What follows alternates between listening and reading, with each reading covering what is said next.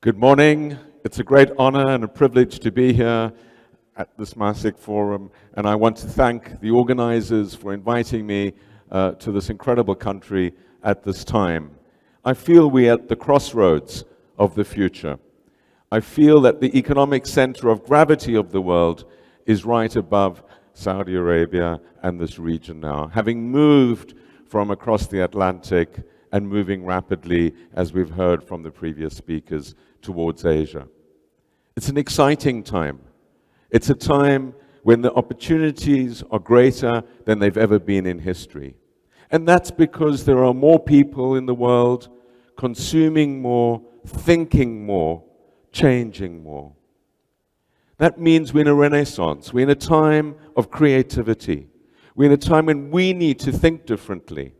Because if we don't think differently, we will be left behind. The only certainty we have is change. The only certainty we have with change is our ethics, our beliefs, our value systems. And when one is here, one feels this. One feels the excitement of a vision of 2030 and beyond. One feels the fundamental grounding in ethics and values. And that's what will hold this country, and it will hold others around the world in good stead. We need to understand, as has been emphasized by His Excellency, the Minister, these transformational megatrends that will lead us towards 2050. These are big currents, as has been said. But the question for all of us, as we face our daily choices, is what do we do now? How do we make decisions when the future is more complex? It's more complex because there are more and more people inventing more and more things. There's competition which is intensifying. There are others who are doing things differently. And it's more complex because the world has entered a period where it's a complex dynamic system. Globalization, by which I mean flows across national borders of everything, of goods, of services, of ideas, of people, has accelerated dramatically over the last 32 years. The fall of the Berlin Wall, the opening of China, the Maastricht Treaty in Europe, NAFTA in the Americas, ASEAN in Asia, the development of the World Wide Web in 1990, all of these in themselves were transformative. Coming together, they've created a totally new operating system for the world. It's the best news the world has ever known. More people have been lifted out of poverty more quickly than in any time in history. That's why I believe in this, because it's a force for good. It's brought us everything from vaccines to new capabilities, new investments, new ideas, and of course, new knowledge. And this knowledge is not only the driver of innovation, which is at a higher level, but of course, it's the driver of solutions. It also means dramatic catch-up, dramatic development, as the previous speaker, George Yao, has indicated, of new capabilities, the end of the old world order, the end of a world in which one group thought they had a monopoly that they would share with others at their own discretion, a world which is much more exciting and much better for it, a world where there's capabilities distributed, where people in the poorest places can say, I have a future that can take me out of this poverty. Whether they're in the slums of Mumbai, or Sao Paulo, or Soweto, that capability exists in new ways. But globalization has not only brought good things. It's not only the best thing that's ever happened, it's also the most dangerous. It has bad and ugly aspects to it. We've seen in this recent pandemic one underbelly, what I call the butterfly defect of globalization. After Lorenz's, the physicist's, observations regarding when a butterfly flaps its wings over the Amazon, it could cause a storm over Texas. Complex dynamic systems integrating. The spread of the pandemic was inevitable, and unless we work together to stop the next one, we should expect more. So too was the financial crisis. The financial crisis of 2008-9 was the first manifestation of the underbelly of globalization. The spreading of risks through hyperconnectivity, through integrated systems, and the failure to manage them. It's not globalization that brings the financial crisis. It's the disconnect between these flows and this integration, this entanglement of the world, and the politics. The nationalism of countries, the failure of the international system, the multilateral institutions to keep pace. The system we have of global governance, whether it's in finance or cyber or climate or any other, is unfit for 21st century purpose. This widening disconnect between systems which flow over national borders and governments which stick to a Westphalian or Second World War power balance and structure is what concerns me. We can stop the next pandemic. We could certainly stop financial crises. We could dramatically slow climate change even more rapidly than is planned. These are all within our capabilities if we work together. These crises have real implications. They lead to disenchantment, with distrust.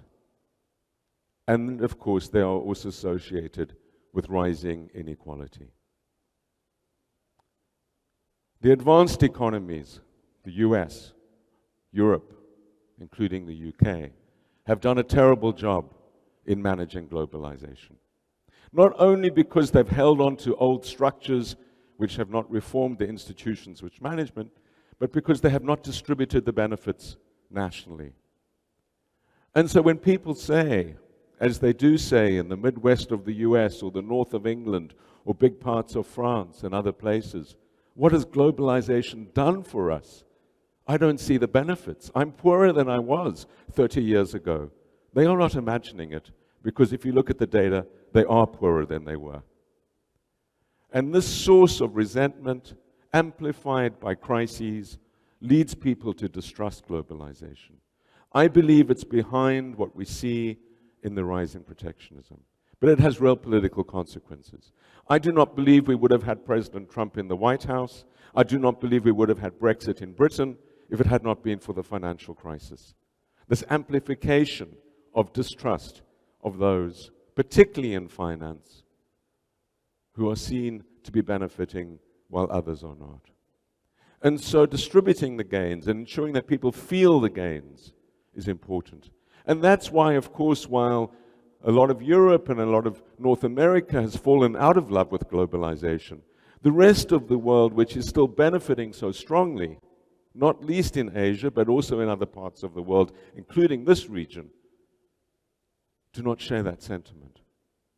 Where are we going with this? Are we entering into a decoupled, fragmented, deglobalizing world? I fear we are. I fear we are because these fundamental aspects of the political economy, particularly in Europe and the US, have not been dealt with. As long as there is rising inequality within Europe and within the US, the political response will not be to say we need to fix things at home, but let's blame those abroad. And so I see rising protectionism and rising nationalism as likely to remain a powerful force shaping global politics and economics over the next 10, 15, 20 years. This has terrible consequences. It slows the growth of the world economy. It leads to a more fragmented economy. And of course, more fundamentally, it has dangerous geopolitical consequences. Although they will not say this officially, I think behind a lot of what we see in the US is, as Giorgio has indicated, a real desire to try and keep China back. This is shooting the US in itself in the foot. By holding China back, they are holding themselves back. This has been a win-win. It's a remarkable time when I wish Kissinger was back in the White House. Someone who understood that you have mutual benefits to be gained from working together, even though you might have some fundamental disagreements on some issues. Not only will this slow global growth, slow the growth of the US, slow the growth of Europe, but of course it makes global problem solving much harder. It will be much more difficult to deal with our shared problems in a world where you have fundamental underlying protectionist and nationalistic tendencies. There is no wall high enough that any mighty country can establish, whether it's the US or any other, that's going to keep out the great challenges of the future, the challenges of pandemics, the challenges of climate change. We have to work together, and particularly the superpowers have to work together, the US and China. And they have to work with others. And if that trust is undermined, we're in a very unstable world, a world where conflict can escalate, a world where the great threats of globalization are not managed. So where does that leave us? That leaves us in a world, as has been indicated, which is multipolar, but the good news is, and it's good news not least for this kingdom, a world where you have very rapidly a changing shifting of gravity. It accelerates the shift in gravity. The projections for the coming years of the US economy are really very poor. It's a combination of demographics, of low productivity, the failure of technology to translate into higher growth. So we're looking at a prospect, maybe this year, of US growth of 1.5% to 2%, next year 1%. Well, everyone knows that China is going to be growing at over 5% this year, and probably will go back to over 5% next year. India growing at 6.5% over these years, most remarkable. For very different reasons, their growth rates are likely to be very stable, high. People worry about China's economic growth when their own growth rates are 10, 20% of what China's are. Europe has never grown, and the US has never grown at the rates that China's grown over the last 40 years, doubling their incomes every 10 years or so. That, together with Indonesia, Vietnam, and other countries in the region, and this region, leading to a totally different global balance. But it's not just that the economies are growing much more rapidly, they're transforming dramatically. Over about $20,000 per capita, and many countries are approaching this, and it starts happening even at $10,000 per capita. People consume less and less things and more services. More psychological satisfaction, less material consumption. More bits, less atoms. And that transformation has dramatic consequences for what sectors grow, where people work, what skills they have, and of course for trade. So when we look at the trade numbers, if trade slows down, we should not say that means globalization is slowing down. Because if you look at the investment numbers, if you look at the digital flow numbers, and you look at other flows, we see a continued acceleration. Indeed, the irony is that last year is likely to be the record year for US-China trade. Despite all this rhetoric, we're seeing trade very robust. It's threatened. It will transform. Its shape is being dramatically transformed, and the content of it is being transformed. This creates remarkable opportunities for skill-based economies, like this kingdom. Skills become very significant. And in that skill-based and digital-based world, you have skills and digital being the new oil, becoming the keys to successful competition. When we move into that world, we should expect trade, physical trade, in goods, in atoms, to slow. We should expect knowledge trade and services trade to accelerate dramatically. And that's where we're heading, and we're heading there very quickly. How one manages this and what the implications are for education and for place become very important. One of the dramatic failures that's happened in Europe, in the UK, in the US, is to recognize that technological change is skill biased. And where things happen matters. And the new jobs are not in the same places as the old jobs. And so mobility within the economies becomes more and more important. How do you get from one place to another? Becomes more and more important. Can you get a house? Can you get transport that's affordable? Can you get your children into school? Can you get your mother into elderly care? These sorts of things matter if you don't want a divided society. And so when you say to people in the Midwest of the US, why don't you go to the coasts where the jobs are? They look at you as if you just don't understand their lives. Because they cannot go there. They cannot afford a house. They cannot get the kids into school, etc., etc. Even if they're 30 miles from San Francisco, they say they can't get there because they can't afford transport. So these things matter, and there needs to be a much greater focus on it.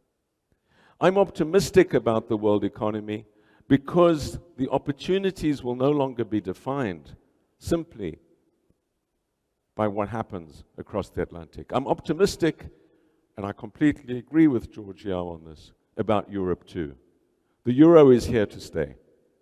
It's a pact between Northern Europe that needs a weak currency and Southern Europe that needs the support of Northern Europe. It is stable. It might not look pretty.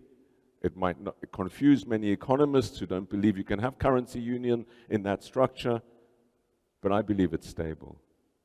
Debt in Europe and debt around the world, a major concern. About half of low-income countries now facing their fiscal thresholds, and we need another debt restructuring package. The G20 needs to take a lead on this. We need much more space, and of course it relates to the question, which has been pointed at by others, is what about the dollar's dominance? And where does that go? My view is we will move and need to move at an accelerated pace to a much more multipolar currency world as well as economic world. So in this exciting time, where Saudi Arabia, where this region, where emerging markets are on the threshold of becoming the majority shareholders of the world economy, there's going to be this transformation of political catch-up in global institutions, convincing our friends in the US and in Europe of the need for this transition to ensure that we all enter a much safer, a sustainable, and more prosperous world that is shared by all. Thank you very much.